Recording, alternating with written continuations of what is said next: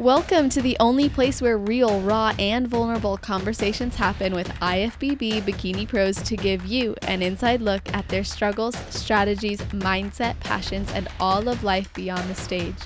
This podcast is made to inspire, motivate, and remind competitors and the average gym goer that even the most extreme lifestyles and elite athletes have their ups and downs.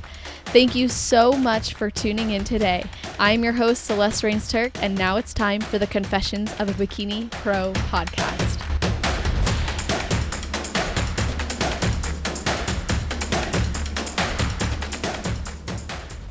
All right, you guys are not ready for this episode. I'm so excited. If you can't tell, I'm already smiling because it's going to be awesome. Today's guest is 38-year-old pole dance instructor, posing coach, and certified personal trainer. She prides herself on helping women find and tap into their own inner strength through her posing business, A-Team Posing.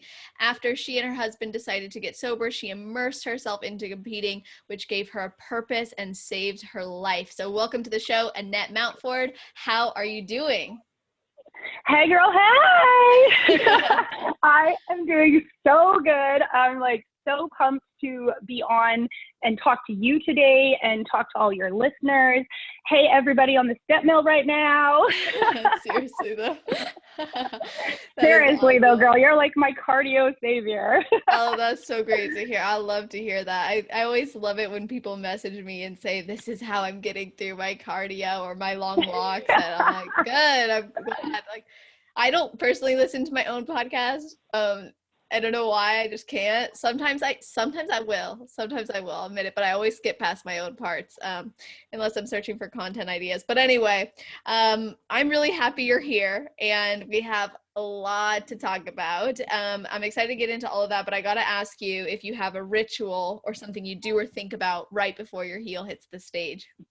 That is the question. I love this question. It's such a great question. Just tells you where competitors' mindsets are. And some people, like Loco, she likes to have a little wine. Jody Andrews likes to do a little dance. For me, it's really, I have mantras. I like to set my mind with a sentence, which is basically what a mantra is. And my husband came up with my first one, which I use for every moment before show. And we talk about it, and it's the time is now. And when you're standing behind that curtain or you're on those stairs and you're about to go out, there's no more work. Like, you can't do any more sit-ups. You can't do any more cardio. You can't practice that posing anymore. It's done, and the time is now. Your time is now. And it feels so empowering to take what I know as like a posing coach. I try to set my clients, my posers, that that anxiety energy is going to come, that nervous energy is going to come hit you, like that moment before you're going to step out. So it's important to reframe that and not call it nervous energy, not call it anxiety. And I really like to take them and have them take that power, that energy, and go, ooh, the time is now. Whatever their mantra is. Oh my God. I love that you just said that, because literally my second question of this podcast was going to be if there was something you encouraged your own posing clients to do before they step on stage. So we're on the same wavelength. That is so cool. I mean, nervousness is something, a lot of people experience. Everyone can. Something you did, though, that wasn't spoken, but you demonstrated it, which you took a big breath and you almost breathed out the energy. And is that something you actually do when you're feeling those nerves? Yes. Working with my clients, I quickly 4 years ago realized it's obviously not just about where your hand goes, where your foot goes, if you're popping that glute out. It's really a lot of the people that come to me, these awesome ladies, they actually need to tap into their inner strength. And a lot of that is right behind the curtain, right that moment you're going to step out. I need to prepare them before that moment, for that moment. So when I talk to them in class, we will talk about that moment quite a bit, and we'll actually role play and set it up and work that in class a lot. So I like to have my clients not stand right at the edge of the curtain. I like them to stand a few feet back. They set their posture with that nice big breath in, set all your posture points and cues that I teach them, and then expect that energy. It's like these wild horses energy coming at you. And just like I breathed in, I go and breathe all that energy in and take it out on stage with you. That's your power source energy. And if we frame it as anxiety or fear, and, I have a lot of clients with limiting belief words that will come into my class, and they'll quickly learn they're not allowed to talk like that. Adios. Adios, exactly. It's like, they'll be like, oh, I'm so nervous. I get really anxious. And I'm like, no, we don't say those things. Especially a negative thought out loud is 10 times stronger. So it's like, don't say negative things out loud. Even if you're thinking it and feeling it, you have to really set yourself with positivity and call that nervousness power or energy. Here comes that energy. Yes, And then you can use it. Yeah. I like how you said transforming it from like a nervous energy to going, this is like my power. This is my source energy. I'm going to carry it with me. That is empowering. If you own it. Exactly. Yeah, and there's a reason it's there too. Like, obviously you care about what you're doing, so it's good that you're feeling that flutter. And also, you said, if you prepare for those feelings to come up, and that's something I think is really important, is in visualizing the stage and practicing posing. Sometimes I like to really try to get myself almost to create that energy, the little bit of nerves, a little bit of, oh, what's it going to look like? Are there stairs backstage? Those things that we sometimes have questions about, and bring that to my posing, because I find that actually it worked. I did that this whole entire prep, and my last show when I stepped on stage was the best I ever felt. And I truly believe it was because I was prepared for the feelings I would feel backstage, and I was prepared to handle them. And that makes a big difference. People who are prepared for potential obstacles tend to be more successful than those who aren't, because they've already gotten an action plan in place, or they've been through it in their mind, so it doesn't feel as scary. Absolutely. It's so huge. Like, if you read, say, Tim Ferriss's Tools of the Titans, everybody visualizes, like, it's a huge game changer for, like, big CEOs and corporations to NFL athletes, whatever it is. You really need to visualize yourself, not just, I hear people say, visualize yourself on the number one podium with the trophy and being the winner. And I think, that's great, but it's more important to visualize your process and your steps to get there. So like you were saying, what does the theater look like? So where are the judges? What is the lighting going to feel like on you? So yes. I have my clients visualize at night. So once they've learned their routine and they know their kind of cues in their routine, our routine really comes from our mind while we're doing it. It's our mind telling my body, okay, here comes that transition. I have to remember to hold in, don't forget to smile, keep my shoulder back for this transition, and turn slowly. Whatever my cues are, it all starts in my mind. So once I have my routine, or my clients have their routine that we've set out for them, they can actually fall asleep at night going through the mind part of it and walking themselves through all those perfection cues and walking out on stage. What is your stage? I even tell my clients, here's some great tips, people. Yes. Check out the theater before you are there. If you can go to the theater and see, what does the stage look like? How low down are the judges? Is that judging table far back? Is it high up? You really need to change your angles for something like that.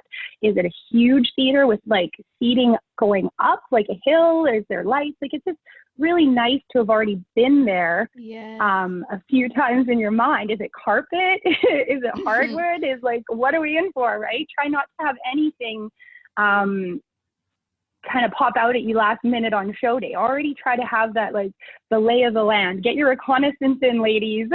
Yes. Oh my God. I love all these tips. They're so important, especially for people who haven't competed before, maybe who have and are like, well, what could I have done better? Like, these are the little things that I think need to be shared and considered. And if you have a chance, before a show where they have the stage already set up and you're at the same venue, see if you can get a peek at it, because that could kind of calm yourself so that you're not just backstage, wondering what it's like. And then I also like how you said to look at photos online, like watch the videos.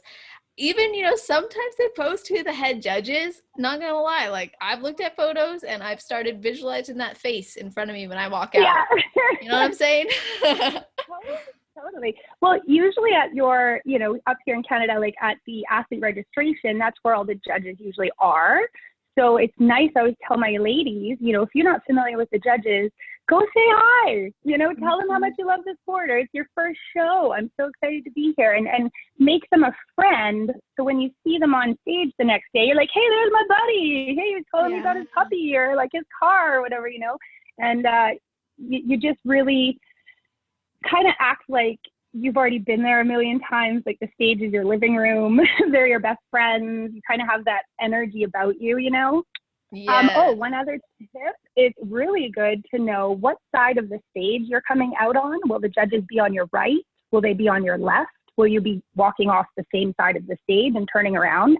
I actually find out this information with my athletes, and then we build their entire routine based on, are they coming in a certain way or leaving a certain way? So, if they're using their right hip as their front pose, but they're walking in with the judges on their left, we have to incorporate a very smooth transition so she can swing her right glute around. Same if you're leaving, instead of having extra steps to do like a hip pose with the goodbye kind of over the shoulder thing, you could actually work that into your routine. So now you're facing the right way and then leave a lot cleaner. So it's really important, just like plan for all those little details, but also, as we all know, no show goes as planned.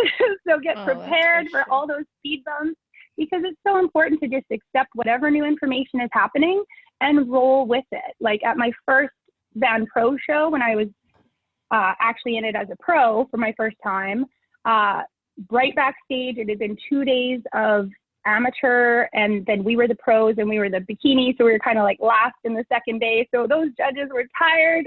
They were bikini blind. They'd seen enough sparkles. So what they did is they said, all right, ladies, we know you're pros, but you're not doing routines. We just want you to do fronts and backs.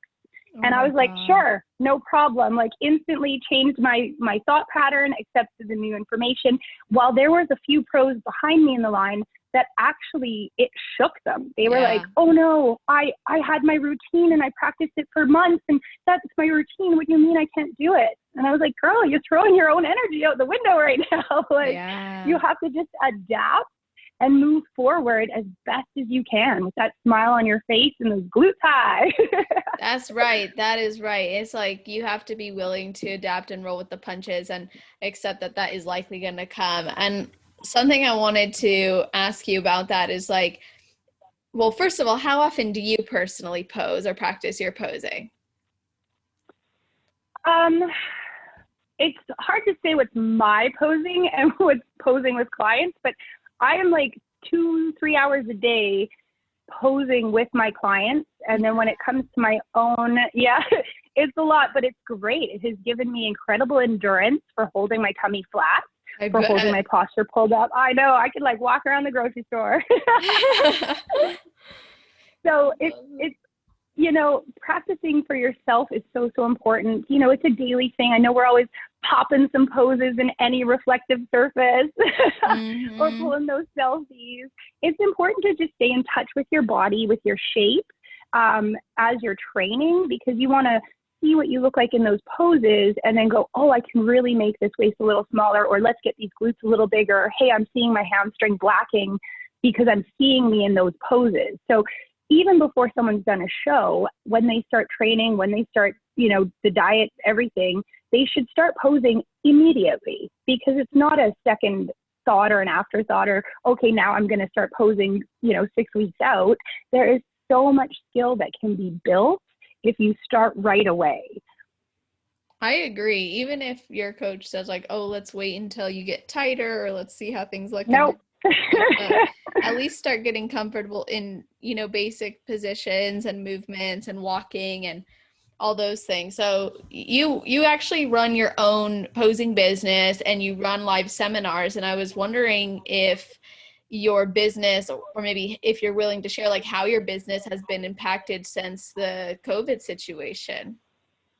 Yeah. A-Team kind of was born as one of those beautiful organic things where I won my first show, and then I started volunteering at all the local shows here in the city because we were under a provincial system. I know Jody Andrews kind of touched on it a little bit. So we were all Team BC, provincial athletes. So I volunteered at all the shows here, got to know everybody. And then as people were seeing me pose, a couple girls asked me to just help them with a couple things. So I didn't think anything of it the first year and helped a couple girls. But then they told other people, and it kept growing and growing and growing.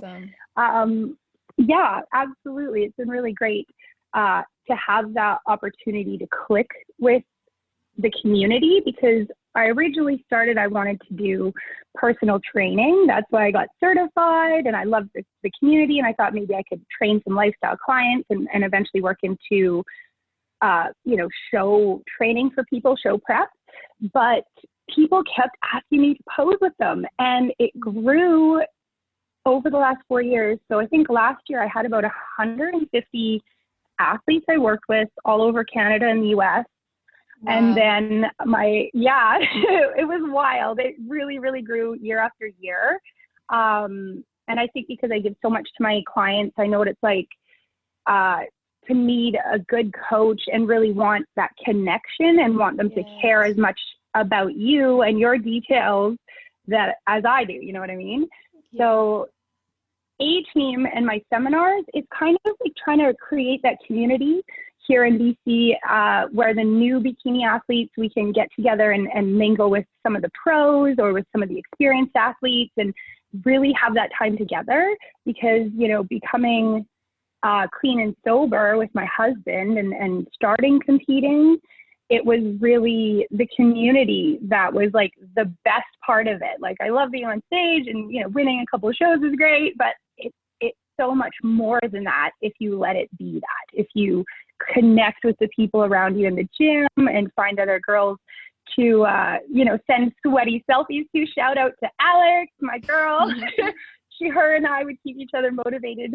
She lives up north, and her and I every morning would send each other like these hideous sweaty face morning selfies just to make each other laugh and keep each other motivated. And I'm like, those relationships, that's the goal, like having a great career. Awesome. So grateful for that. But there's so much more great stuff, and that's the community, right? So definitely with COVID this year, I managed to get in my biggest seminar yet, because I planned it at the end of last year and it happened this February. So right before we got shut down up here in Canada. So I had to top it off at 60 athletes, just because the gym that was hosting me, the West Coast Iron Gym out here in Vanessa, they were great. They're huge for athletes out here. Lots of pros go there and sign their pro wall. It's kind of like, hey, if you ever come up here, girl, we'll go. I'll take you to West Coast and we'll train. I would love that. Absolutely. It's kind of like our bodybuilding mecca up here. Wow, that's awesome. But yeah, so they hosted me. We pulled it off. I had 60 awesome athletes at my seminar with 15 sponsors. This community and industry and the people around it just want to give so much to the athletes. And I just feel like I'm this conduit that I can connect people to each other. And I really love that about doing my seminars. But then COVID hit and we went a little bit dark for 3 months while all of our shows closed and were canceled like 2 weeks out for some athletes, which is, you feel terrible for people that are 2 weeks out, right? And then the theaters just got pulled out from under us, right? Mm-hmm. So now we have one show. It's a 2-day show. We have the Van City Showdown coming up in October. So they're doing a natural and an open 2 days in a row, so that at least gives the BC athletes a chance to qualify for next year. Okay. And then we have another show slated for December, but with COVID numbers going up and the flu coming and the harsh winter we're supposed to have, and the government here just shut down nightclubs again. So it's like, are we going to have another show? I'm not sure.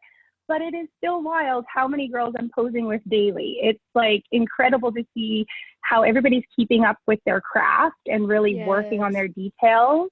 I just had a couple ladies go down and rock the North Americans in Pittsburgh, and what Gary Udit did out there with the tent, and he really did his best and pulled it off for everyone. Like, that's the kind of spirit I love about this industry. we just do or die. We're making it happen.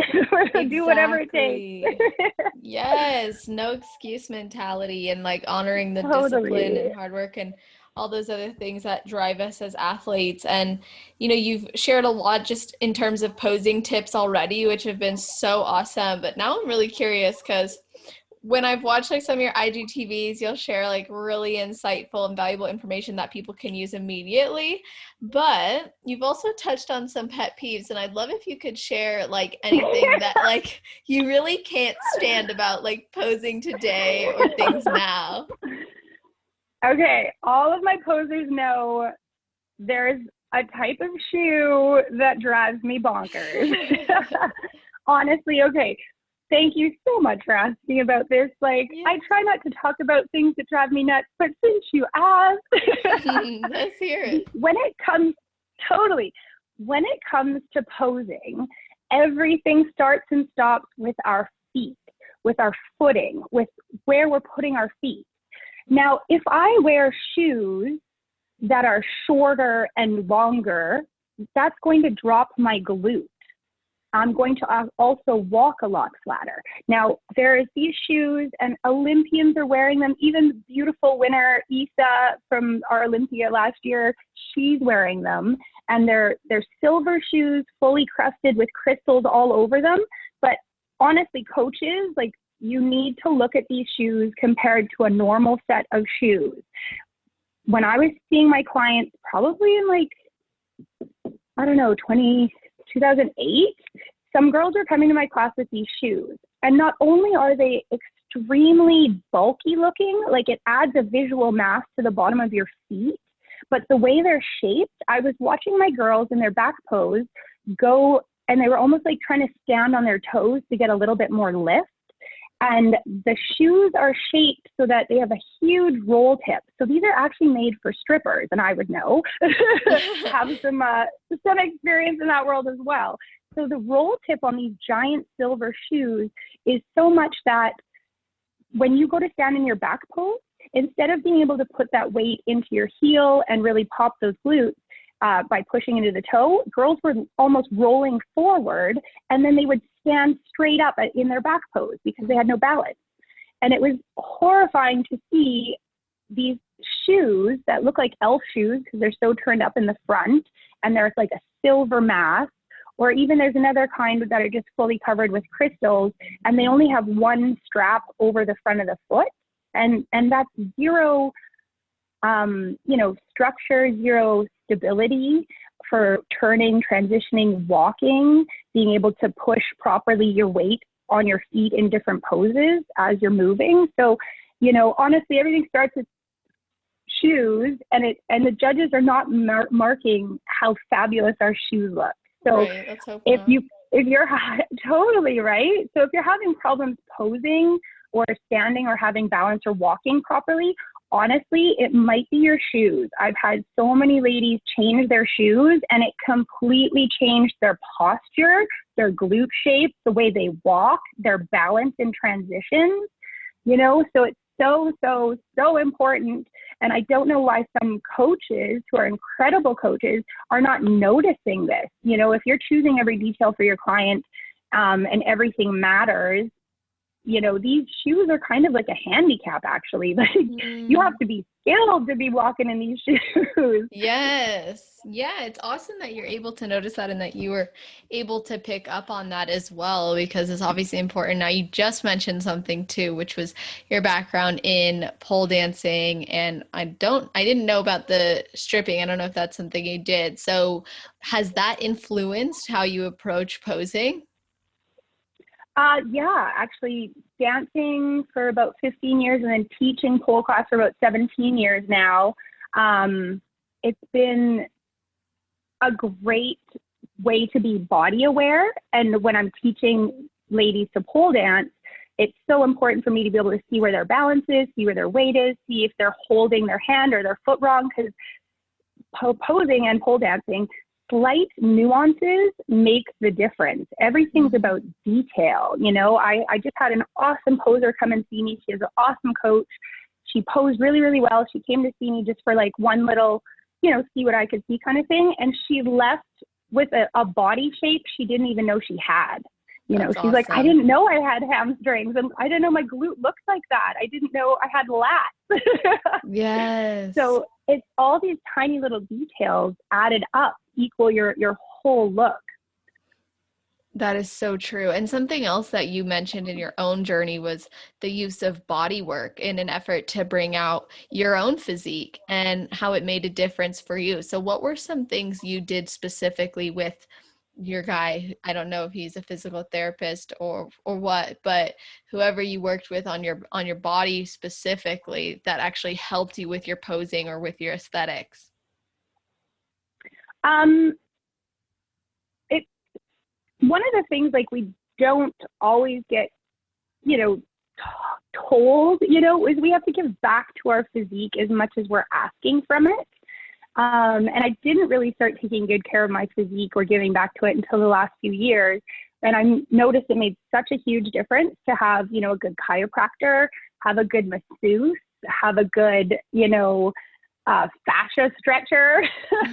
You really need to be able to get those details in, especially, you know, last minute. There's a really great practitioner, Peter Sawan, and he's the muscle medic and aesthetics. So he will actually work with you close to show. He does, you know, he helps my clicking knee. He really, you know, on that step mill when your knee clicks every step and you're like, how many more days of this? You know, it's probably not good. So I went and saw him. He fixed my clicking knee. But what he also does is he works with your fascia and the water that's trapped between your fascia, your skin, and your muscle. And sometimes your fascia is too stuck to your muscle or it's not stuck enough. So he really, really works with like a visual element as well in those last few moments. So he is hard to find though because he travels around. He's always at like Olympia or Arnold. He's always booked up by all the pros.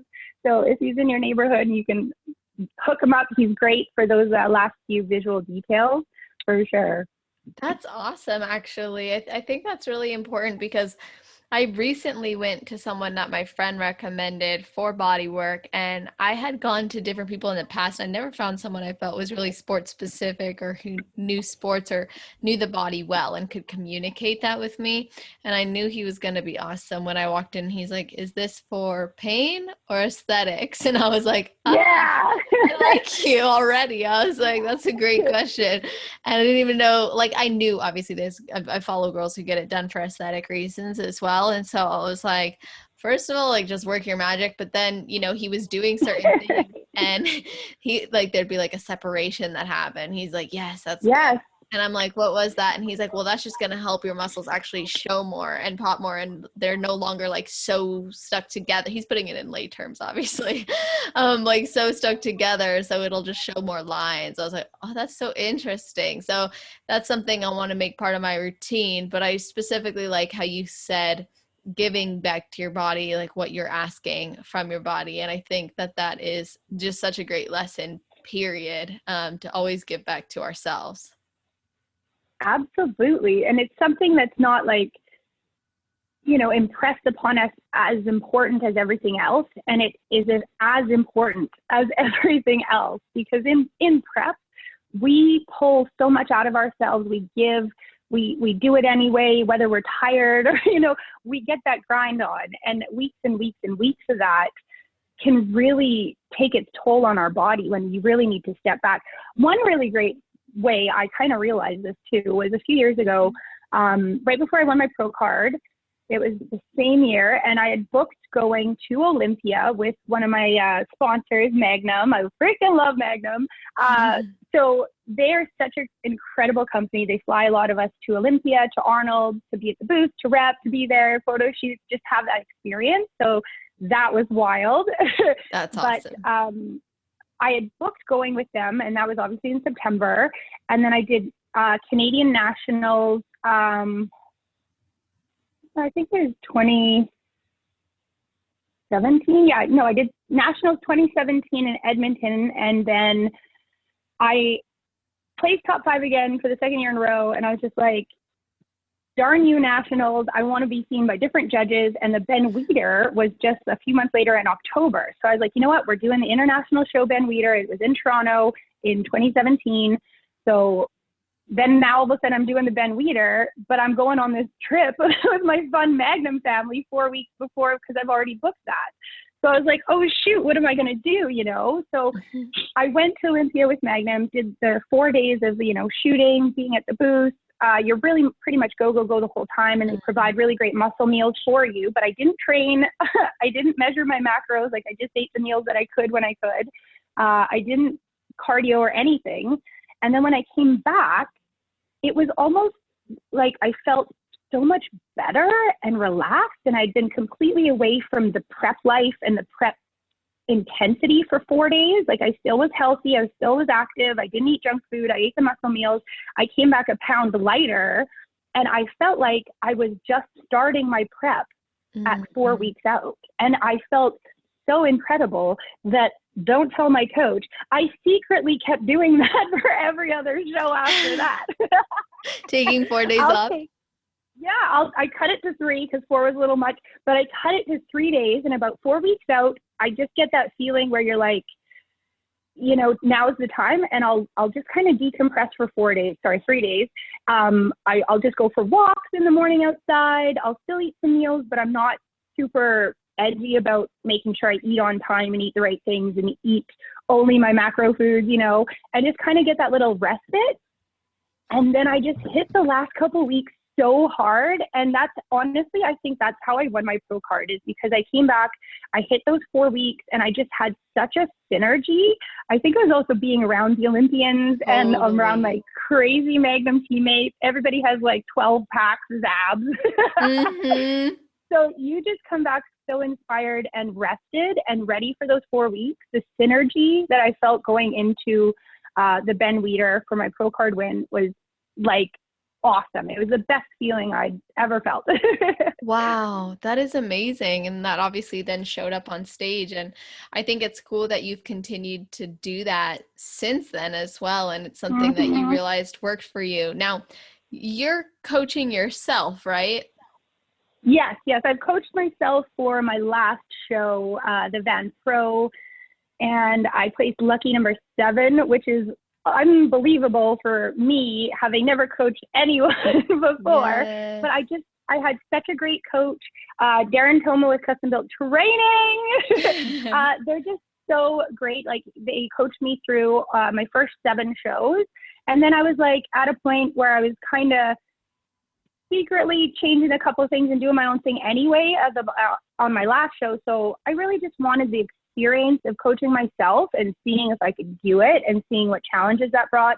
And also, I kind of wanted to try prep a different way because I'd discovered Paul Ravella, which he's my like fangirl coach crush, and I totally fangirled all over him one time accidentally. That's awesome.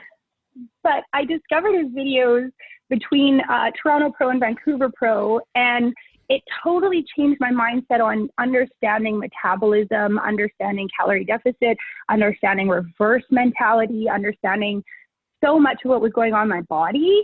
And then I started watching Thomas DeLauer videos. He has an incredible YouTube as well.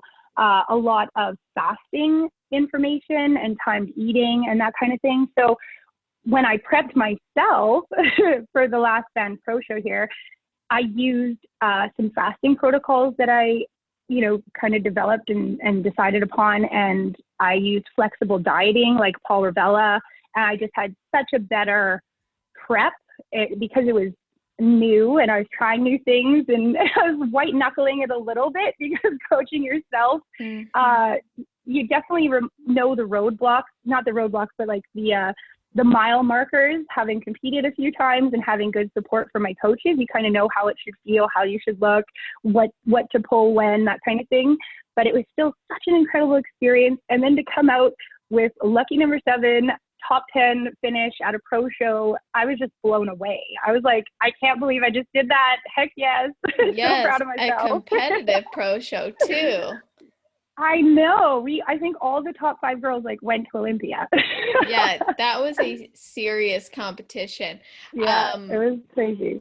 So that's really impressive. And the fact that you decided to do that as a learning experience, and you just mentioned there were some things that came up that you knew you were going to feel or have to, like you said, white knuckle through. So I'm curious what some of those things were and how you actually moved through them. Really, the second guessing yourself or that doubty voice, that I feel that's the mental challenge, is to have that mental resiliency and fortitude to understand when you're either checking yourself properly, like you're coaching yourself, or if it's just that negative Nancy or that doubty Debbie voice pulling you into the negative.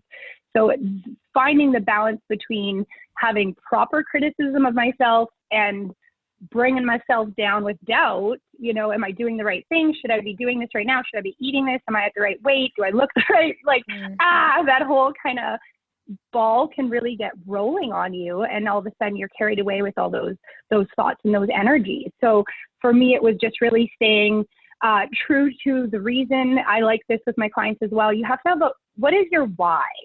So for me, staying true to my reason for why I compete keeps me level-headed and keeps it fun. Because like at the end of the day, we all look incredible on stage. We all worked our asses off. We all had to overcome something or many things or whatever to get there. So it's really a celebration. And for my husband and I, my first show in 2015, we were really just celebrating being sober. We were a year sober, and we went to the Van Pro-Am in 2015. So Michelle Crack has an incredible pro show in Vancouver. Everybody absolutely should come compete in Vancouver. I would love to be on stage with all y'all babes. But 2015 was this huge expo, health expo she put on downtown with the show and the pros and everything. So my husband and I, being, you know, 1 year clean and sober, you kind of don't have a community anymore. You kind of really step away from the people that pull you in those directions and the places and the habits. So you have to really replace that with something else. So we quickly replaced it with, let's try to be our healthiest version of ourselves. And this really all started with my husband. He was 360 pounds, obese. He'd given himself type 2 diabetes. We had to go to the diabetic course that the government sends you to manage your medication and check your blood. And we just looked at each other and we're like, why are we living like this? Like we could both like thrive, you know? So, you know, made a lot of important choices and started slowly, but you know, he started by walking every day for 1 hour with our golden retriever, Emma, and rain, snow, shine, he was gone out that door every day, and he walked 30 pounds off. And That's awesome. during that walking is when he did his kind of mind setting and talking to himself, like, why am I drinking? Why do I have these urges? What do I really want out of life? So he kind of like did his own therapy and worked through a lot of his stuff while we added health in. So, you know, 6 months in, we climbed a mountain and we took a big sign up to the top of the mountain, you know, 6 months sober. It was really fun. That's awesome. And then we just kept adding things, and we just kept adding more healthy stuff, but we realized we needed a community. So the Van Pro show, we saw these ads for it. So we're like, hey, let's go to the like lifestyle expo and see, you know, what granola bars should I be eating? What bands should I be using? Like, let's just go immerse ourselves in something new. And my husband was like really loved and inspired by Dana Lynn Bailey. So she was attending the Van Pro show as a guest. So he wanted to go like meet her and get her signature and stuff.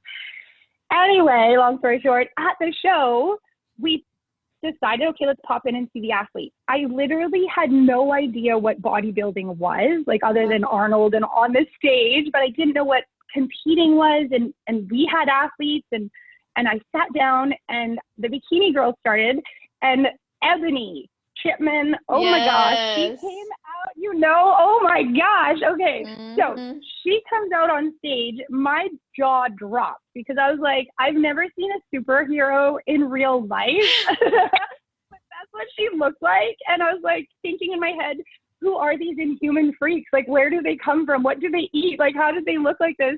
So I'm totally like on that mindset, but my husband sitting beside me, being the insane supporter and seeing my value before I could, and I'm going to cry just even saying that. Mm. He nudged me, and I got to collect myself here, girl. He nudged me, and without any doubt, he said, "You could do this, you know."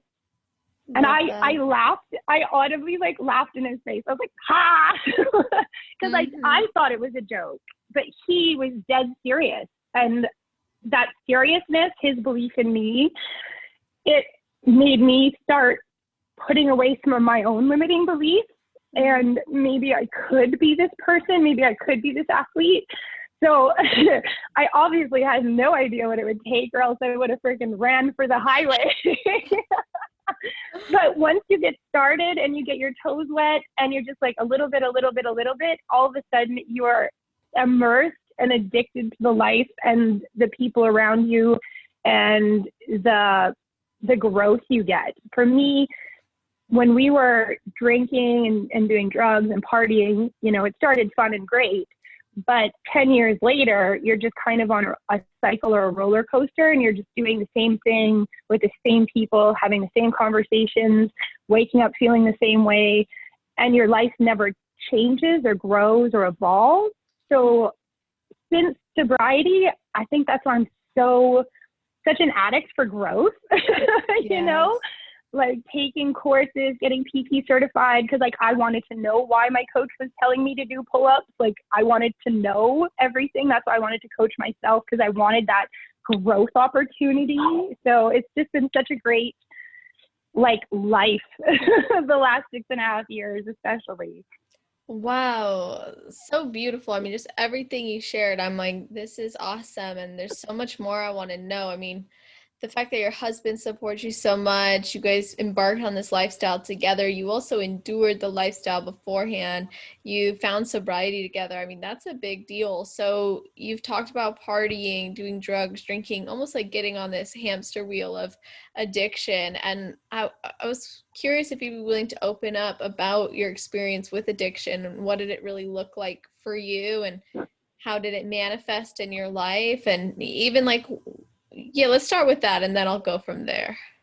Yeah, absolutely. I think it's so important to be an open book, and so does my husband. Like we've shared our experiences on our social media and with people privately and publicly, because when we started out, we looked to people for motivation and support. So now I think it's important that we turn around and give back. So if I can give back by just like talking about it, that can maybe help Mhm. somebody go, maybe I'm not this, you know, alcoholic, or maybe I'm not really this drug addict person. Maybe I'm just caught in a spot in my life that I can move past and be who you truly are.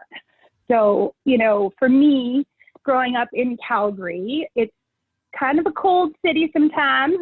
So a lot of indoor activities like drinking were part of everyday life. You know, even growing up, it's, you know, aunts and uncles, grandparents, parents, you know, everything is always around alcohol. You know, Christmas is always drinking, and you know, someone gets drunk and whatever. And then going through high school, I didn't drink until I was like 19. So went through high school. I was not cool. I was kind of bullied, didn't really fit in. And then when you leave high school, that kind of being cool is really attractive. And if you can like drink and go out to bars because you're old enough, all of a sudden you kind of feel cool. So it was kind of like just like going out for drinks and partying when I was younger. But then moving to Vancouver, you know, there's more intense parties that you end up going to, and then you try cocaine or, you know, different things, ecstasy, whatever, and you feel, hey, we're having a good time, this feels good, this is fun. But then it starts to be, you know, everyone should experiment, you know, it's part of life. Even dolphins, you know, poke pufferfish to get a little high. So it's definitely part of the human experience. People are always trying to experience things, but I think when you are on a ride that you feel you can't get off any longer, and it's no longer a choice, you know, like some people can have a beer at a barbecue on a weekend, but some people like myself cannot. You know, my husband and I actually, we were sober for about 8 or 9 months when we were about five. It was our 5-year anniversary, and we were sober, and we went to a restaurant to celebrate our anniversary. And we thought, hey, it's been 8 months. We can be responsible. And so we ordered a bottle of wine with dinner. And by the next weekend, we were partying and doing cocaine and taking limos downtown and being out till like 7 in the morning the next day. So, it can be this life that looks exciting and, flashy cars, flashy, because we had money, time, opportunity. It was easy for us to go out and party and knew lots of the club owners and bar owners and restaurant owners. And we had our own driver that drove us around, so we didn't have to worry about drinking and driving. So it was like all that it could have been great, but it always just felt hollow. It was never like, I don't feel like this is really me, and I'm not becoming myself, and I'm not having relationships that are valuable or deep. It's always those like party pals or the crabs in your bucket, I call them. Yes. Because as soon as you start to try to better yourself. So when we chose to get sober, we kind of became hermits for 3 months and stayed home, and at least we had each other. But we knew we couldn't go to lunch because we'd end up having a beer and then calling our dealer and going out for 2 days. So we're like, hey, let's just stay home and let our minds relax, because there's a lot of chemistry going on with the alcohol, with the addiction, with that kind of stuff. You really just want to like let yourself decompress. Don't put a lot of pressure on yourself, and just let yourself kind of let go of what you are not. And I think that's a huge first step, is realizing what no longer serves you and what you really aren't. And I'm not a party person. I'm not a flashy, aggressive person, or, that kind of thing. Steve and I, now that we're sober, it's actually kind of funny because we're like homebodies. We're like quiet little coffee drinkers. I'm like, can I go to the gym? Can I drink coffee? Can I sit outside and read my book? Great. Love that. Yeah. So it was so much of just realizing we're not these people, but you don't realize that when you drink a lot or you're, doing drugs. And I think you just have to get sick of your own bullshit. And that is the time, you're done, and start making small daily choices, Takes courage to do that, to move away from something that's comfortable and that provides some semblance of community, even if it's not healthy community, or it's not self-serving, or it's not aligned with who you truly are. It takes courage to walk away from that, grieve that version of yourself, and say, I'm committed to something better. And then you had that hiccup as well, where you guys went out, got a bottle of wine, and then it spiraled from there, and then you had to recommit journey. So do you mind sharing? We probably drank again for like another 5 years after that hiccup. So it really threw us off, and we stayed off for a long time. So we weren't like successful sober people. Like, we had to fail to learn how to succeed. So we realized we're not weekend drinkers. We are all or nothing people. So if we have a drink, we don't stop. So it's kind of like zero is our hero. Like, if we just don't drink anything, then we're fine. And it doesn't mean that drinking's bad for everybody. Like Steve's brother, who lives in Calgary, he enjoys beer, so he tries different hops because he likes the flavor, and he might have like 1 or 2 on the weekend, and that's it. And that's how things in life are supposed to be enjoyed. You're not going to sit around eating 20 chocolate bars in one night or drinking 17 Cokes. So why would we do that with beer? Yeah, unfortunately, it shows up in a lot of ways, and it's so complex, addiction, that is. It's just, and it can show up differently for different people. And I find it fascinating. Obviously, the mental health counselor, future mental health counselor in me is like, wow, it just presents in so many different ways, and it manifests in so many different ways. But also, I think it's important just to mention here that an addiction to like alcohol or drugs definitely is different than an addiction to some sort of food or food relationship issue. And I was curious if you guys ever went to therapy or joined any sort of support groups, or if this was something you guys really committed to on your own after deciding, okay, let's get healthy. It was, it was really the health scare that really kicked us in the ass. and realizing we have all this time, money, opportunity, and we're not doing anything with it, and we're actually hurting ourselves. So, when Steve got his diagnosis of diabetes, he had to go on medication. He was, that was a big eye-opening moment. And then you start thinking, am I going to be on medication forever? Am I going to need medication for my medication? Like, where's this going? So we really just were like, you know what? We had his birthday. It was Steve's birthday, February 17th. And we had a big party. People were there, and I went to bed, and I was just done with it all. And the last beer in the fridge, he woke up the next day and he wrote the date on it, February 18th, 2014. And we still have that beer in our fridge with the date on it.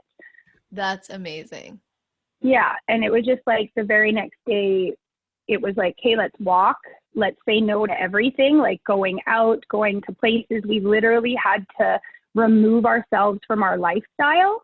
And I think that's where some people can not fail, but trip up or fail to prepare for is you do need to completely remove yourself from the people, places, and situations and habits that you are used to doing, because you're on that automated track of making those same choices that lead to the same outcomes. So we really need to, if you're driving a car, you don't just drive forward and then drive reverse. You have to stop that car first and then put it in reverse. So it's so important to kind of have that stopping phase and then realize I need to replace that old lifestyle with something else. And that's where we went wrong the first time, is we just deleted our friends, deleted going out, deleted everything. And then we were just bored and lame. So, of course, a bottle of wine sounded great on our anniversary. We hadn't been doing anything else.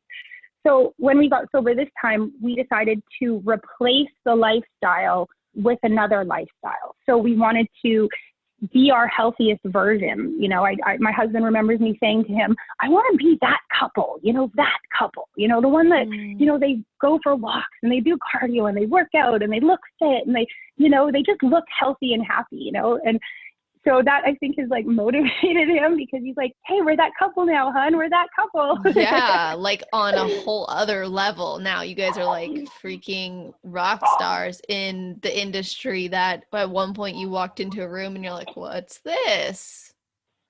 Absolutely. What is this? To, I can't believe I'm a pro athlete. Okay, actually, that makes me wonder. Did you ever have doubt in yourself that you belonged in the community, or that you were worthy of the success you started to achieve with your health? And what was your own personal health journey like? My health journey was, we'd been about a year sober when we went to the Van Pro show, to like the Van Pro Expo, to see the expo and kind of add that healthy lifestyle and start meeting new people and seeing, where we were supposed to go with this lifestyle kind of thing. I was pretty fit. I'd, done my own little workouts, 3 times 15, probably way too much cardio in the gym. So I felt pretty fit by the time I met my coach, which, by the way, was Ebony's coach. So I saw her body and then I found her coach and I was like, make that happen for me. I love Ebony. I haven't talked to her in a while, but she's awesome. Aw. Hey, girl, hey. Yeah. I'm sure she'll listen. That'd be awesome. Totally. But it's like my trajectory and feeling valuable. So when Steve and I decided to do a show, I signed with my coach, I think it was like September, and we were going to aim for the Lee Brandt in March. But after working with him for a couple of weeks, because I'm so dedicated and kind of, I think my stubbornness really works for me, because I can like be stubborn for my goal. You know what I mean? Yes. I think that he said. Yeah. And so I'm like, I'll do it, whatever it takes, So he saw how hard I was working and the changes I was making. And he said, do you want to just do the Popeyes Bowl Classic like in November, which would have just been a 12-week prep. So I said, sure, if you're ready. I'd rather not prep all winter for March. And we hit that show in 12 weeks.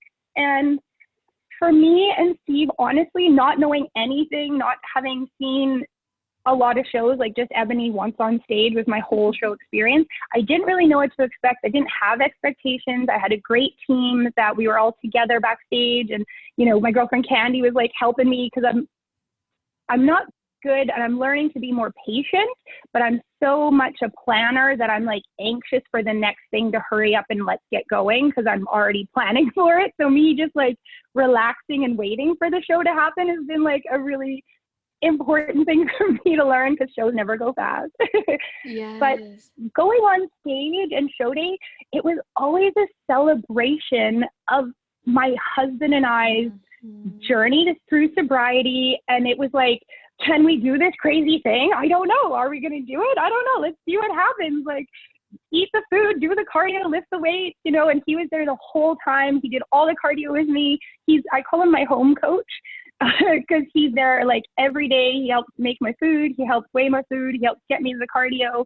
Those days when it's hard to just put your tights on, he was like dragging my sorry ass to the gym just to make sure that like I got there. So amazing. It was such a celebration that when I was on stage, I was just like beaming and I had such a great energy.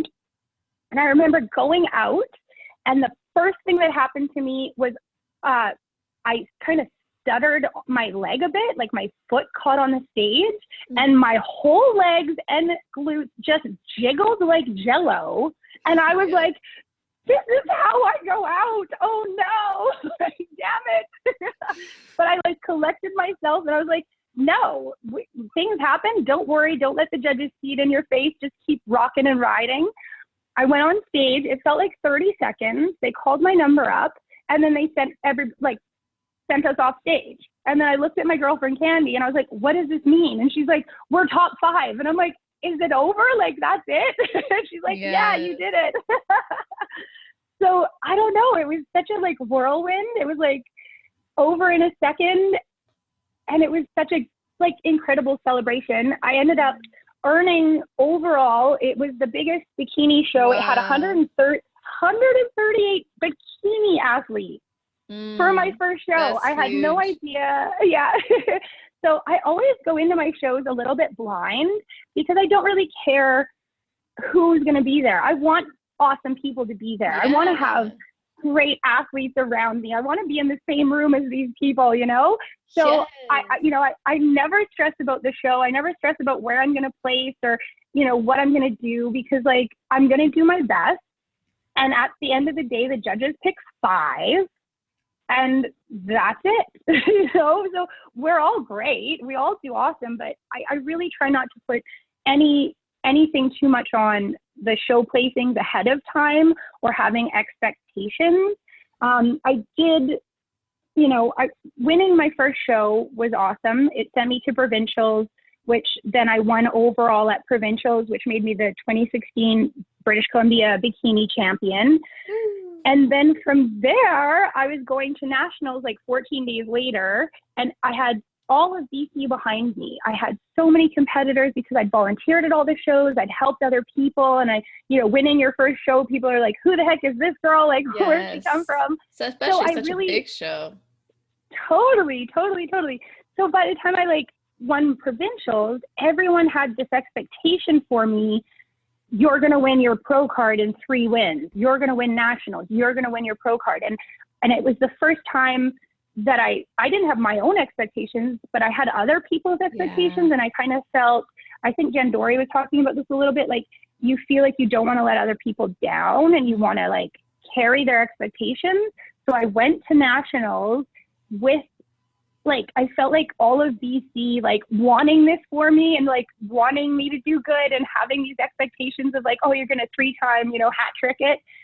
And I placed top 5 at nationals, but didn't win. Which is so and I felt, but it didn't feel like that, I'm sure. Because I'm over the moon about the top 5 placing, but at the time, because I had other people's expectations, I was let down. I felt bad about placing 5, and that's not me at all. And that's why I made sure to mind check myself, and never ever would I let myself or take other people's expectations into a show with me, because it's not how I want to come off a stage. Win or lose, you got to go in with an awesome mindset that you're going to give it your all and not expect anything from Girl, you are preaching today. I mean, every time you speak or you talk or you pose, it's like, oh, so amazing. I love this girl. But something you just said, like, hit home for me because in the show I just did, like, I didn't go in with other people's expectations, but I had some for myself. And I was like, I've been prepping for so long. I've got this. I look awesome. I'm going to be back. All I have to do is place top 5 for national qualification. I've placed top 5 at all these shows except for my first one. I'm going to be fine. And guess what I didn't do? I didn't place top 5. I didn't get my national qualification. And I was like, this sucks. Are you kidding me? And I was like so negative about it. It was like not me. it. Like Yeah. you said, there's like feeling of like, this isn't me. This isn't how I feel. And it brings me back to a point you made earlier, which is connecting to your why. And also how you said bodybuilding is a beautiful celebration of your sobriety and a representation of how beautiful your life is. And Mm-hmm. what you just said too about going in, leaving other people's expectations at the door and just knowing you're going to do your best and what happens happens. Like literally after my most recent show, I was like, where like the focus of wanting to go in and win is not bad, but where was there a disconnect for me? And I realized like I wasn't deeply enough connected to like my gratitude and my mission and my purpose in regard to that specific show. I had so many expectations on myself, and now I'm like 10 days out from my next show and I feel so different. I feel like I'm just going to go have fun. It's going to be a great weekend. I get to compete and travel, and I have this like suit that is going to represent something so empowering for me, and I'm so excited about it, and I just feel a different energy. And because of that internal validation and reward, the external doesn't have to necessarily occur. It will occur eventually. It's inevitable. I'm going to get requalified. That's not in the question, but it's like we have to remember that when we step on stage to just really connect to our journey. And like you said, breathe out all that anxiety, leave other people's expectations, and commit to our reasoning. Yeah, absolutely. It's like, why am I here? Like, I'm here to, be my best, take on the challenge, and Exactly. really, go for it. Totally, totally, totally. I love that you're doing a show so close together. How many days? It was like a couple weeks between? Yeah. My last one was the last weekend of August. And so, Mm-hmm. yeah, this would be pretty close together. I've done a double peak week before, which was interesting. This time, it was like 3 weeks. And I've talked to some girls on the Yeah. show, and they're like, that's like a weird phase. And I'm actually really enjoying it. Um, Mm-hmm. but I also wanted to say, like, what you mentioned about being in the room with those other girls and having so much competition, and you killed it at your first show, you killed it at your next show. You were, thinking, I'm going to go for this hat trick. People are expecting it. And then you said, like, you want to be up there. You want to compete. And that is the truth. Like, even thinking of it now, there's some competitors in the pro league who compete and compete and compete, even when they're qualified for, let's say, the O. I'm like, good for them. You know why? Because if you're going to be wanting to be in the Olympia or whatever, you're going to stand next to that girl anyway. So you want them in your show, just like now I go to a regional show. I'm like, I hope everybody brings their best. I don't want anything handed to me, because these are girls you're going to compete, with. When I say that, I mean, like, you're going to be on stage with them being judged. Yeah, So why wouldn't you want to have the feedback next to them, see how you perform? If you want to get to the top, guess what? You got to get in the ring with everybody. It's like, absolutely, embrace absolutely. it. And you're gonna learn from their energy, and you're backstage with a lot of these girls, and you get to like kind of see what they're doing and their little like, their last minute things and whatnot. Um, honestly, when I did Van Pro 2 years ago, Ashley Kaltwasser came up to qualify, obviously, and get all the points. Mhm. Yes. But it was insane. So many girls, when they found out that she was coming, they're like, oh no, she's coming, or she's going to win. Oh no, oh no. And I was just like, dang girl, like bring all that attention up with you. Yes. Like, thanks for coming to our like Vancouver show. Cause like there was so much spotlight, and I Yes. have photos, top 5 with Exactly. Ashley Kaltwasser. And they called me up first, and I put my right glute out, and then they called her up. So she was beside me, and then I saw she uses her left glute. So our glutes were like 10 inches apart. And I'm like, I don't care what else happens in this show. I have pictures with my glute beside her glute. That's all I need for the rest of my That life. is Like, hilarious. it was like, totally. I'm like, now she's what, a 20-time pro winner. So it's like, just coming close to the sun was like enough for me right now. Yeah, like that's what it's about. Is that mindset of let me stay. Like, I don't know why some people are running from the challenge or, kind of be judgmental about girls like, oh, you're already nationally qualified. Why are you stepping on another regional show? There's strategy involved, there's judges you want to get in front of, there's feedback you want to Yeah. have, there's girls you want to stand next to. You're not going to be the only girl who's going to be going to nationals soon. So you want to stand next to other girls. So it's like there's so much strategy. And for you, you saw it as an opportunity. Okay, I'm standing next to one of the best bikini pros ever.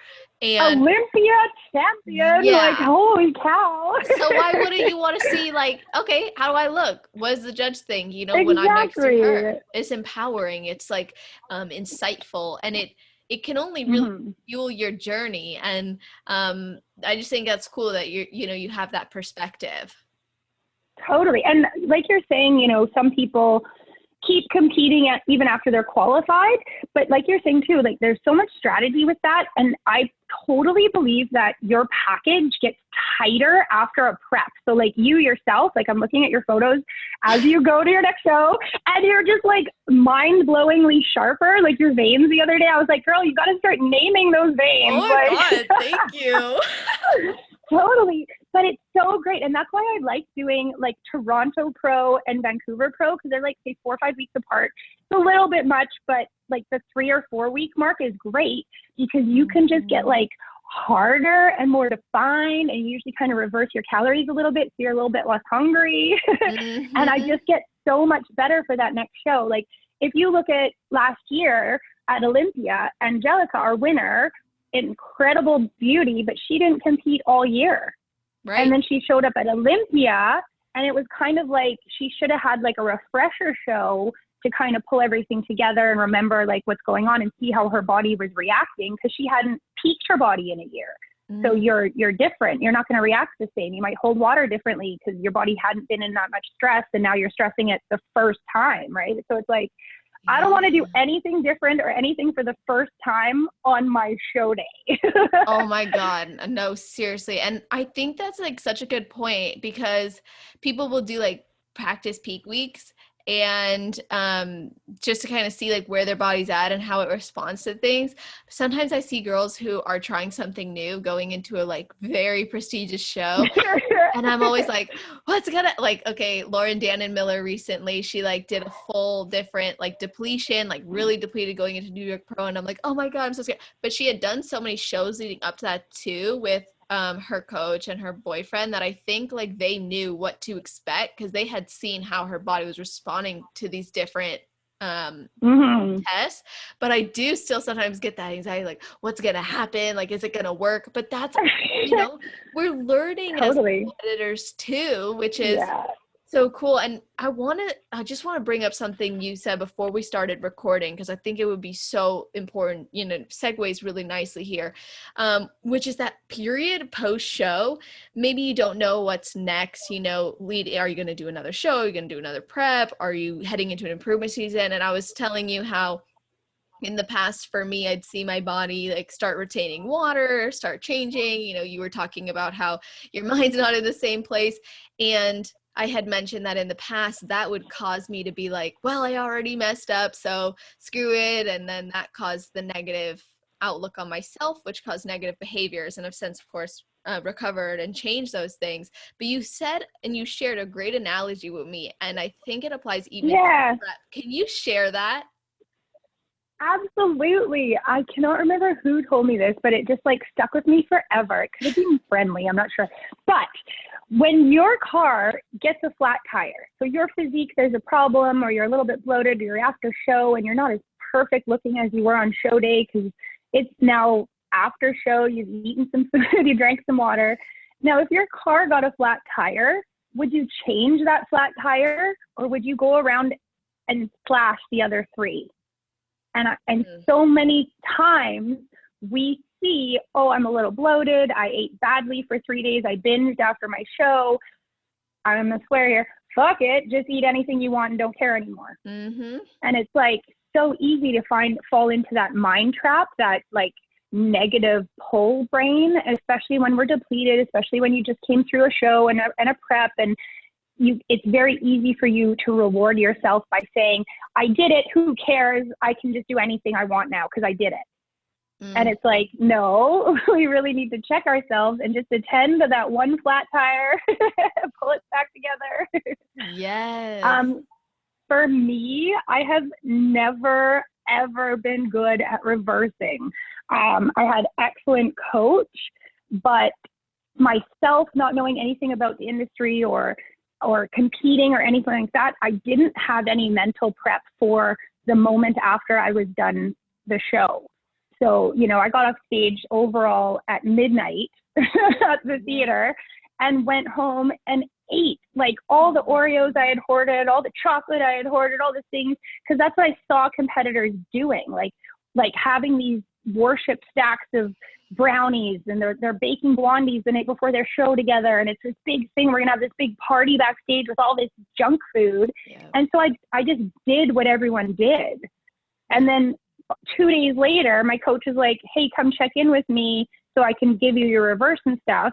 And I had already done 48 hours of like insanity because I didn't know how to honor my body and take care of it and ease it back in. And I check in with him and he's like, what the hell did you do? Like, it's been 48 hours. And I'm like, I don't even know. Like, I look like a potato. Yes. So oh my God. that post-show moment, like the moment you are done with your show, like, and that's why I love what you're doing. Like, Celeste, everything you're doing is so important. Thank you. Because yeah, babe, like honestly, like kudos to you. We are all loving you so much because it's so not talked about enough, and it's not addressed, and it's not by, you know, somebody who is like, you know, educated, get your master's degree in clinical mental health counseling, all of that, like that's in psychology, hunger, food freedom, everything starts the moment you step off that stage. And like you and I were talking earlier, I'm like, girl, hand me some water and some chicken and rice, because that is what I'm doing. And then I'm going to bed. Like, that is my post-show ritual. Like, I do not want to hurt my body anymore. So a lot of people will do say a photo shoot, maybe 10 days or 2 weeks before to do like a test peek. I scheduled my last photo shoot 4 days after my last show because I knew that would force me to be good for 4 more days while I ease my body back. And it worked. It was helpful. This last time I was much more successful. Honestly, ladies out there, if you are struggling, I gained 35 pounds in like a week. And I know a lot of people are like, oh, if you're a good pro, you're a good athlete, you stay within 10 pounds, blah, blah, blah, blah, blah. That's great. I wish I could do that. I'm trying my best, people. And I know there's people out there that are like me, and they find it difficult and they find a struggle. And it's okay, girlfriend, because like, you know, learn what doesn't work for you and make a better plan for next time. And that's what I've done every show. And this last time I focused just as much on my post show as I did going into my show. And I was so much more ready for it. And I handled it so much better. And I didn't have a crazy rebound to the point of giving myself fasciitis in both of my feet. Wow. So, you know, I start with, when I get off stage, I drink lots of water, get your electrolytes back in, have a really nice, you know, meal of, you know, veggies, rice, and chicken, because that's what your body's used to eating. You have to remember, as we come into show, we're very often whittling down the food items that we're eating. So we have to think about our gut biome. We are not feeding it a whole bunch of variety, so it starts to die off and only has the gut bacteria needed to digest fish, asparagus, and rice, or whatever the heck you're eating on peak week, right? So then the next moment, you go and eat 17 Mars bars and like a whole bunch of brownies and donuts and stuff like that. Your body is like, what the heck is just happening? You're spiking your insulin, your hormones are all over the place, you don't feel great, you know, you're up, you're down, you gain that weight instantly. it's horrible. So it's so important for me to eat properly, hydrate properly, rest properly, and then I'll start with a really good probiotic and start slowly reintroducing whole foods back into my diet so that I'm honoring my digestive system and not taxing my body as it heals, because we really put our body and ask a lot of it and put it into this kind of depleted state, and we're really depleting it and putting demands on it, like do this cardio, lift this weight, every single day. So we need to like give back to it and have that like honor week and save the junk food for a week after show. Don't worship a pile of goodies. Don't save up all the Oreo flavors. Don't do it. There's just no point. I don't do that at all anymore. I don't bring a single chocolate bar. I don't bring anything like that to the show, because the way I prepped myself, even on peak week, if I wanted to have chocolate, I had chocolate. So I don't believe in restriction. Obviously, I'm with whole foods. I'm not eating Pop-Tarts or anything like that. But if I just have a little bit of dark chocolate, like say 10 chocolate chips, I don't go crazy. I don't binge, and I'm okay. Yes. So, I don't need that relief the moment I get off stage to go gorge myself on all this food. If you were on off season and you had a chocolate craving, would you go eat a whole bunch of chocolate bars and brownies and donuts and a whole bunch of stuff? No, you'd have one chocolate bar and move on with your day. So we have to really check ourselves. And that's why I love what you're doing. It's just such like a huge, huge thing that so many people really, and coaches really need to get their athletes to focus on. It's such a mindset of loving yourself and self-love and giving back to yourself after you just did all of this, Thank you. I really appreciate that. Everything you just shared, all that insight is really powerful and important, and something that I hope girls were taking notes on or maybe considering for themselves, because the key things that stood out is you knew you had, worked against yourself in the past. You asked yourself how you could improve. You found ways to improve each time. And now you've found something that works for you. And I think that's the key is maybe, for someone having the chicken, rice, and veg right immediately post show isn't the best option, but the next day, that being their first meal, absolutely. Or maybe it is. And I think what you shared about the gut microbiome is huge as well. I can tell you're very motivated by how your body's going to feel because you've experienced how your body feels when you neglect those commitments you've made to yourself and how much you love yourself and care for yourself. So it's very important. And what you just mentioned too about the chocolate chips, that's a great tool for normalizing food. And I think every competitor should be able to do that, or at least should try it at some point in their life, even if it's not, a couple weeks into the show or before the show, but at least get used to it, talk to your coach about it, or hire someone like me who can help you through that, because it's really important. And immediately post show, I think this is the best, like if there's anything you can do for yourself, it's like right after your show, make your first day, like your first Monday or Tuesday or whatever day you get back, make it like a huge commitment to yourself. Because if you can work through those urges, those desires, those negative limiting beliefs, the way you see yourself in the mirror starting to change, if you can work through that the first day, it's going to be so much easier second day, third day, fourth day. And like you said, by the time you get to the end of it, you're already so committed, or maybe you have other goals in mind. And I think it's great that you planned ahead, you set goals ahead of time. That's something I encourage all my girls to do in my post-show program, actually. And then you also considered, how can I make sure that chocolate doesn't become something I binge on? And also, you didn't hoard food. That's another huge one. I used to do that myself. Learned from that. Definitely wouldn't recommend it. I don't usually entertain conversations around it either. Like I'll be doing a show with girls, and they'll be like, "Bring these things or do these things," and I'm like, "Sure, yeah, whatever." But I don't usually go back onto that. Like I don't re-encourage it or end up doing it unless it was something that they're like, I really want this. I'll bring it for them, but it's not something that now I'm like super committed to for myself. I bring what I know is going to make me feel good. My last show didn't bring anything except for a band body because I freaking love them. They're my go-to.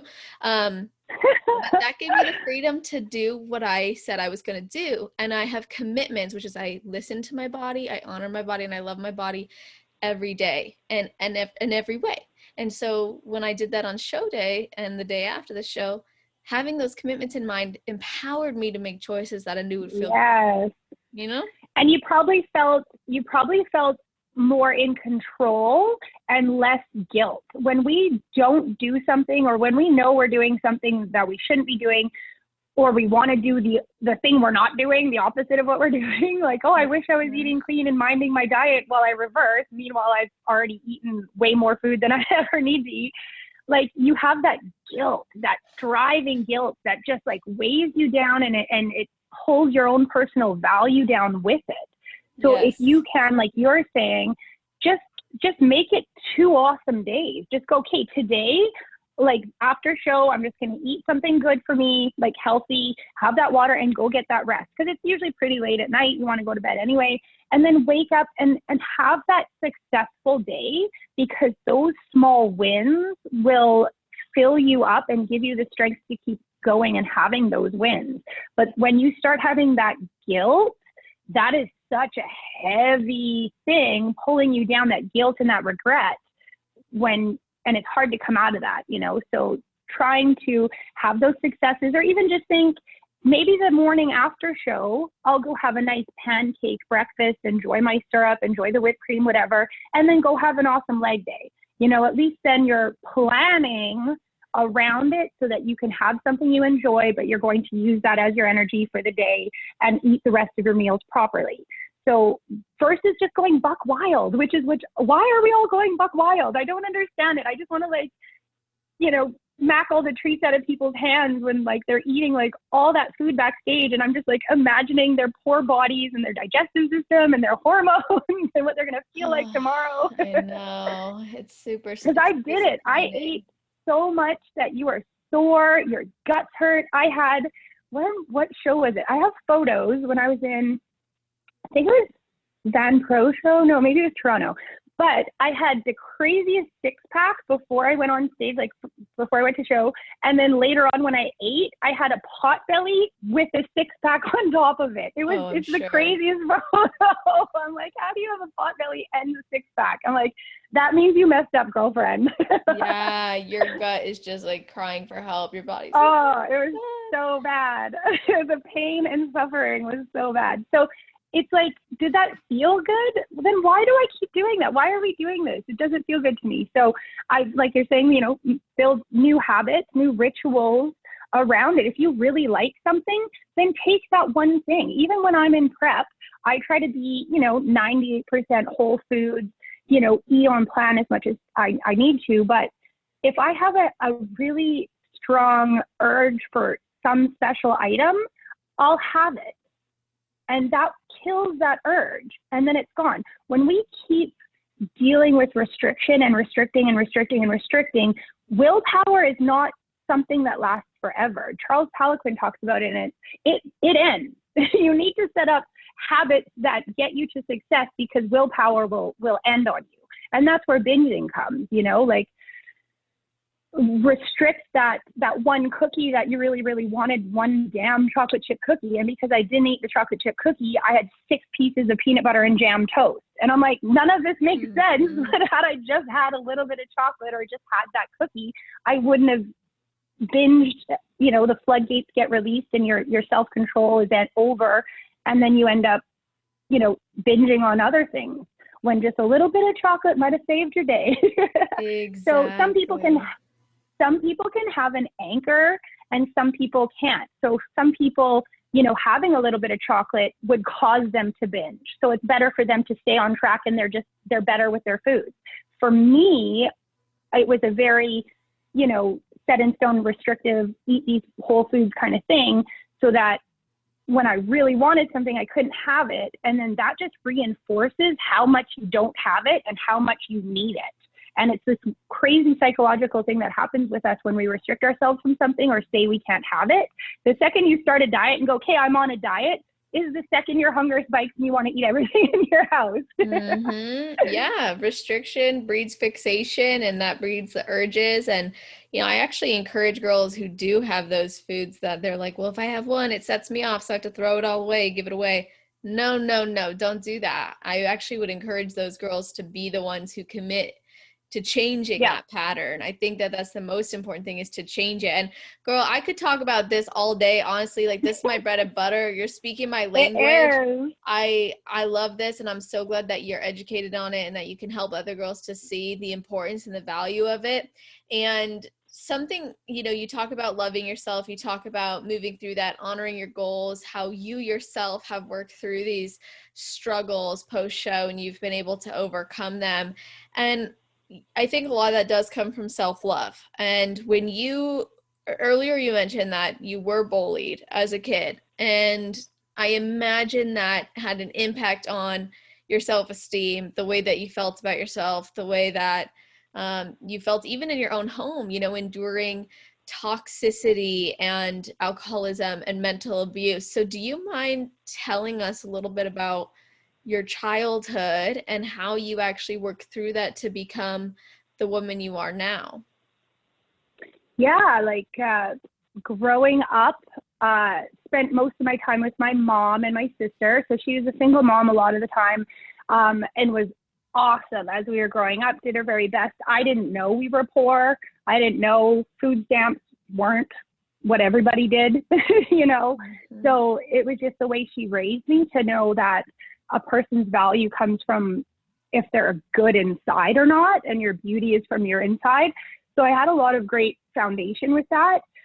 But, you know, my mom met my stepdad, and I love my dad. He's like amazing. And we, you know, moved in together. We're a big family. And then that, I don't know, I felt, I always was like older than I was allowed to be. Like, I always felt more responsible, but I was, you know, not given any responsibility at all. And so I ended up moving out when I was 16, and I finished high school. I went to a year of college, and I was just like, you know, not finding like I was connecting at all. And I think it was from childhood, we moved a lot. So I went to a different school pretty much every year. So I just became really good at making new friends, or at least being friendly enough, but I never had my own clique. I never had my own friends. I never had friends that followed me through school, you know, and then I'd get to high school, and then people had been friends since like elementary. So I'm like, I'm also now the new person on the outside.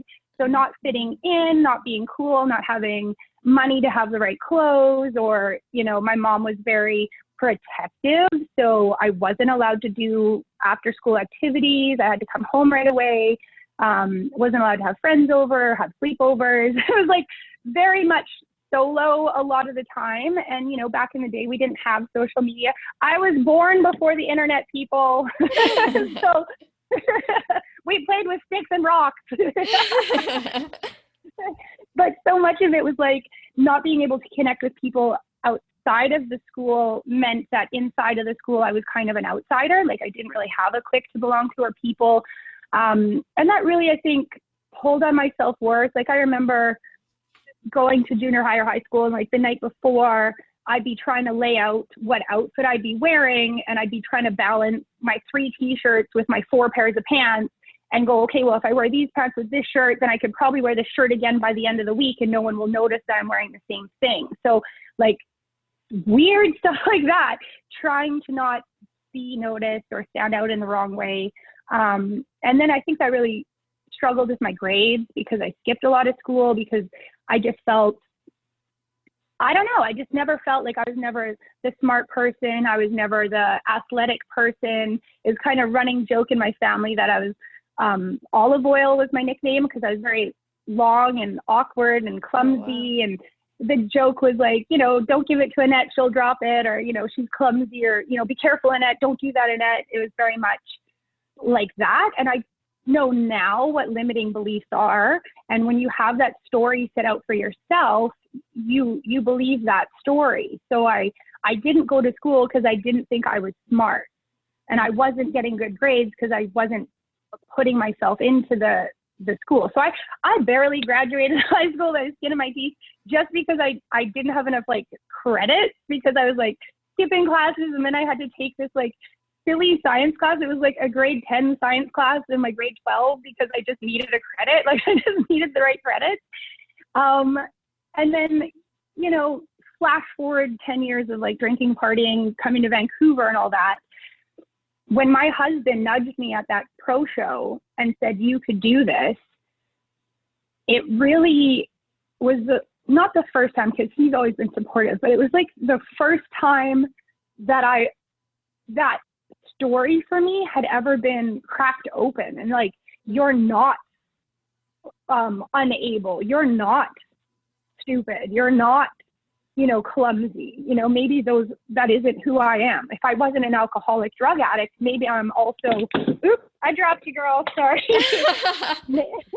Maybe I'm also, yeah, I got you, girl. So I'm like, maybe, I'm also not this clumsy, unathletic person that skipped gym class every day, I love how you said that after dropping the phone. I just think that's hilarious. I was like, oh God. So that's so me too, though. I have this like, I don't know, my sister and I call it the curse, and I try not to say it out loud so it makes it like stronger. But honestly, like Corey and I, my sister, we just like look at each other. We're just like, it's the curse. Like something random will happen. We're like, it's the curse. Like you just gotta roll with the punches. Like so crazy. But like my sister Corey, she lives in Calgary. She's insane. She's a genius, and she's like a huge weld inspector. She actually works for Pembina, but she inspects the inspectors who are like twice her age. Yeah, she's part of Mensa. She's a genius. I love her so much. So proud of her. But she was always the academic, the very smart. She was very quick with, she could beat anybody in a hand of cards at poker. Like she's just so shrewd, and I love her so much. And she was so supportive of all my shows because she saw how I was growing. And she actually flew out to every single one of my shows to be there, mostly to support my husband because he's so easily stressed out when it comes to my competitions. He almost needs like a surrogate wife to sit beside him and hold his hand. That's awesome. Totally. But, back to the stories we believe about ourselves, or those limiting beliefs, so much of that is ingrained in, my growing up and, having to be so grateful for the strengths that I got from growing up and having my life experiences. But to be able to change who I believe I am and become who I was truly meant to be has been so liberating. And I just want that for everybody. And that's why I tell my story. And that's why I work so much. I love being a posing coach because I work with so many of my ladies about that extra, the outside piece, that bringing your power to the show and connecting with your confidence. That so many of these women, they have to be told that they have these limiting beliefs. And I'm like, what you just said to me, that's limiting. That's not a true story. I said, look where you are. You're standing in a bikini in front of me. You're on stage. You're 6 weeks out. You can do this. You are doing this. Like you're part of 1% of the population who would even try this. So it's like really trying to break down those barriers and those stories that we tell ourselves, because we can change. Like I know we can change at any minute. You don't have to be yesterday's you. You can be today's you, and tomorrow you're going to be an even better you if you want it, if you work towards it, and if you change your mindset and how you talk to yourself and about yourself. Like I don't let any of my ladies do that self-deprecating thing when you give them a compliment and they're like, oh, no, not me, no. I'm like, hey, stop that right there. You just say thank you when you get a compliment, and you take it in and honestly know that you earned that compliment. Don't give it back. Take that compliment and say thank you because, you deserve it. I love that. I love how you just broke that down too, from your journey through your own experiences as a kid and going out on your own into the world, growing up pretty quickly as well. And then finding bodybuilding, having your husband's support. I mean, everything that you endured and went through obviously contributed to a lot of the beliefs you have and the knowledge you have now. And when you left your house at 16 and you finished high school by the skin of your teeth, as you said, and you started to realize you could be athletic and healthy and all these things, I'm actually wondering, like, what was that experience like for you? Where did you go when you left the house? How did you build up your finances and your I mean, because you mentioned a few minutes, or I should say a little bit ago, earlier in the podcast, like you guys had the money, you had a driver, you had this lifestyle, and I'm curious, like, Yeah. how this developed. You know, when I moved out when I was 16, I rented a room in my boyfriend's parents' basement, and I paid rent. And I also did chores like driving the other kids around. They had younger kids that lived with us, so driving them to soccer and this and that. And it was a really great intro into, you know, his mom was awesome. She was like all about scheduling. She had 4 kids, and they were all doing soccer and dance and horse riding and different things at different times. So you had to be very organized. And that they really had to rely on me and give me responsibilities to help the family. Like we all had responsibilities. So I didn't have that at home. I was very much still kind of sheltered, I think, from my mom's, you know, wanting to not have anything bad ever happen to me. But sometimes when you shelter people too much, it's like smothering. And it made me do the opposite and run away. Like, just like I needed to be out of that house. And then going from there, I moved on my own out to Vancouver. I lived in my car for a little bit.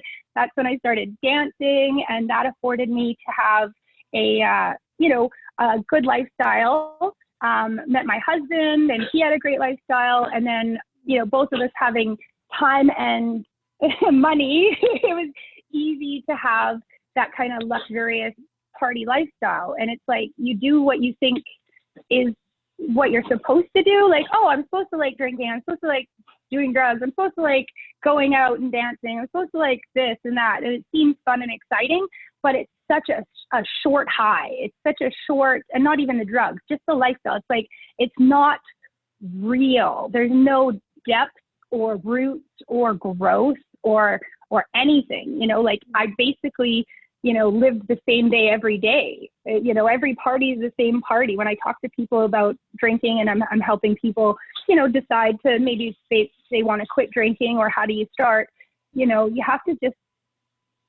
decide, like, look at it, like really take a hard look at it. What is in your life? Are you enjoying it? You know, was I having fun? Was it all that it was cracked up to be? And it's like, no, it's very, very hollow.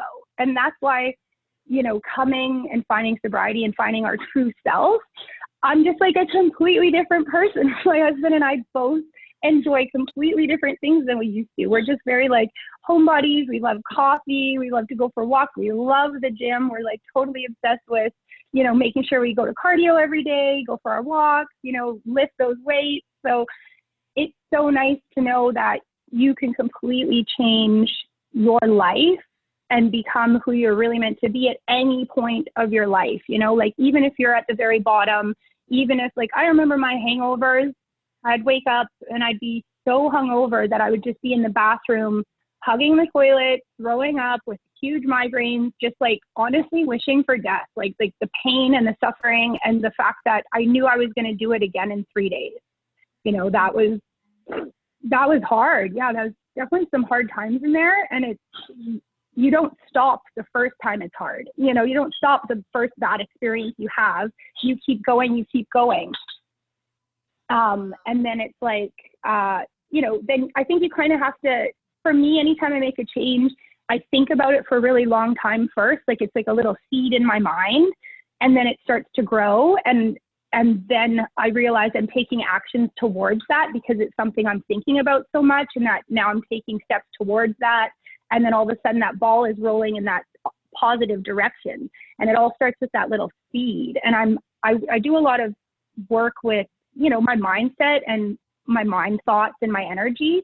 And even now, you know, like maybe a year ago, I started deciding, you know, I really want to take what I do with my 18 posing and make it accessible information and help for all women, because I'm seeing my ladies that come to see me, not just as like posing and athletes, but these are women, and they are also gaining so much from going through the process of prep and pose coaching and all that. They're becoming stronger. They're standing with way more confidence. They are speaking about themselves so much better. they just grow from it. So I'm like, there is something here that I think a lot of people really, really need. Mm-hmm. Just like you and what you're doing with like food and mindset, like it's not just for competitors. There are so many people that have this connection with food and self-worth, or food and good or bad or guilt, and that causes you to go and slash those other 3 tires and eat, the rest of the cookies, Yep. So it's definitely, I think there's so much to it that I want to develop for other people, and I want to be a public speaker, and I want to, use my seminars and open them up for everybody. So about a year ago, I started having these thoughts, and then I was at a secondhand bookstore and I saw a TED Talk book on how to give TED Talks. And it was like right on the front. And I was like, oh my gosh, like the universe is sending me signals. And then you reached out to me and offered to do the podcast with me. And I was just like, oh my goodness, like I get to get my voice out there and get to like share with your audience and my audience and whoever wants to listen. Like, so I just feel like starting with a thought and just hold on to that thought and start really, really taking those steps towards now aligning yourself, aligning your daily habits with that thought of what you want, and then seeing as the universe brings stuff to you because you're already moving forward towards it. Yes. Exactly. And I love how you just outlined that as well, like really highlighting the journey you've been on, how it's empowered you and how it's inspired you to empower others as well. And I think that's where a lot of our best passion is born, is when we see like, oh, wow, I was able to do this and I'm interested in learning more about how to help others do this, or I can use my story to inspire or to teach and educate or advocate. And I think it's awesome that you want to be a public speaker. I think it's awesome that you're taking those steps. I mean, you've just come on this podcast, which is so cool, and you've already run your own seminars. I mean, you're really doing it. You're making a difference, and it's only going to continue to go from there, like you said, because you're aligning with that reality you want. You're addressing thought patterns, beliefs, everything necessary to actually achieve it. And it's really nice to have your support as well in what I'm doing. I really appreciate that. And I absolutely love how you approach posing coaching as well. Just everything we talked about in the beginning, I was like, this girl knows what's up. And I think it's really awesome that you not just promote like, okay, put your arm here, be aware of this, don't wear these heels, but it's like, let's look beyond the surface level and get you really ready to shine up there. So I think there's a lot of synergy in our message. And if you ever come to the US, maybe we could do a little collaboration when things open up. Maybe we can host like a joint seminar. Actually, that'd be awesome. Oh, absolutely. Absolutely. Like you just do so much good, and you are so made for podcasting. Your voice is just amazing. I absolutely love listening to you talk and ask all your awesome questions. And thank you for having so many awesome guests on, like from coaches to competitors. God, like you're so sweet. It's so insightful. Like seriously, Thank girl, you. like every time someone gives you a compliment, like if you get a message or you get, someone like me telling you in person, you're doing awesome, just remember there's probably 100 people behind that person that feel the same way, but just didn't send you the message. So girl, you got it going on. Thank you. Oh my God. I can say the same thing about you. I really appreciate you and everything you've shared today and just our conversation. Like, I mean, we knew going into this, we're like, we could talk forever, but I gotta ask you too for your best advice. So your best advice for a newbie competitor, and then your best advice for a girl on her road to pro. Best advice for a newbie competitor. Girl, I got so much advice. I don't even know what would be the best. But basically, stay true to you. Don't do things because other people are doing them. You don't have to have the new fancy water jug. You don't have to have the new Nikes. You don't have to, just do the work and trust in yourself and trust the process, because at the end of the day, it's the physique that's standing on stage, and it doesn't matter if you had all the bells and whistles or the money going into it, or you maybe had some doubts or whatever. Like, just get up there and be true to yourself and know you did your very best being on that stage, and you can stand proud. And that's the best way to go into a show, like you and I were saying, no expectations, just do everything you can leading up to that show. And the time is now. Time is now, baby. Awesome. And how about for girls who are on their road to pro? Would you say the same thing, or do you have different advice? going pro, turning pro, or really like aggressively competing to become pro, that's like a huge goal in itself. And I know when I talk to all kinds of competitors, not just bikini gals, sometimes you'll say, "Oh, how'd your show go?" And someone will say, "Oh, I lost." And I'm like, "But you placed top 5. Like, what do you mean you lost? You can't lose a show. Like, you just didn't win. Like, that's a big difference in your mentality." So it's like, I don't know. It's hard with that bikini thing, but I find if someone's going in that show with the mindset, pro card, I'm getting the pro card. I want that pro card. That pro card's mine. You almost are over distracted by focusing on the shiny thing at the end instead of focusing on the work you need to be doing in every moment leading up to that show. Like, you can't be worried about what's going to happen, what the judges are going to like or not like. You can only worry about doing every single thing that you can in every moment that you can to put yourself on stage, and that you feel that you did everything right so you can stand there proud. Amazing. I love that. I love that advice so much. And it's just such a beautiful culmination of the things that you've shared, as well as the person you are, the energy you bring. I appreciate how genuine you are and how willing you are to help. And of course, I want people to be able to reach out to you, not just for posing, but to express their gratitude and also just to talk with you because you're so sweet. You're probably one of the sweetest people I've ever virtually met. Girl, I can't wait to actually meet you. So I know. that'll be I a feel good like thing. we're like friends from like far away. We'll have to like come together one day and like use our powers for good. It'll happen. Okay, so what's your Instagram handle, your website? How can people connect with you? I'm pretty much a basic B, and I just have mostly Instagram. So you can hit me up at Annette Mountford, IFBB Pro on my Instagram. Send me a DM, reach out, whatever. If you have questions about today's chat I had with Celeste, or want to follow up on anything, or you just want a little bit of advice, I have so much I can speak on and talk from, and I love helping people. And my favorite thing is connecting with all you crazy weirdos who love this sport as much as I do. Yeah. So definitely, it's great to stay connected. And I love when people do reach out, and it just like keeps me going, keeps me motivated, and lets me know that there is like a community around me. And that's why I always try to be supportive and make sure that I'm also the community around other people, because that's what it's all about at the end of the day, right? It is. It is. You're such a powerful representation and positive representation. And I just appreciate you. I appreciate how you show up. And of course, I appreciate you coming on. And to everybody listening, I'm going to make sure all that information is on the show notes page. That's always celestial.fit/podcast. You can scroll down to the category section, find Annette's name. You'll be able to see all the notes, the episode timestamps, the links, everything.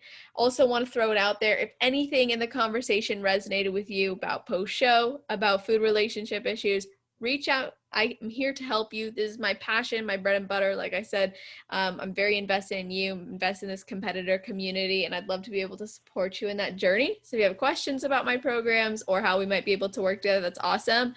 But I do have a free post-show coaching series. So if you're like, I just finished my show and this is exactly what I need, there's 7 days of free coaching. You can get it on my website, celestial.fit, or just reach out to me and I'll send you the link. But again, Annette, thank you so much for coming on, and everybody listening, thank you guys so much for tuning in again, sharing, and even sharing your love for the show as well. So I hope you all have an amazing rest of your day, night, or morning, wherever you are in the world while you're listening to this episode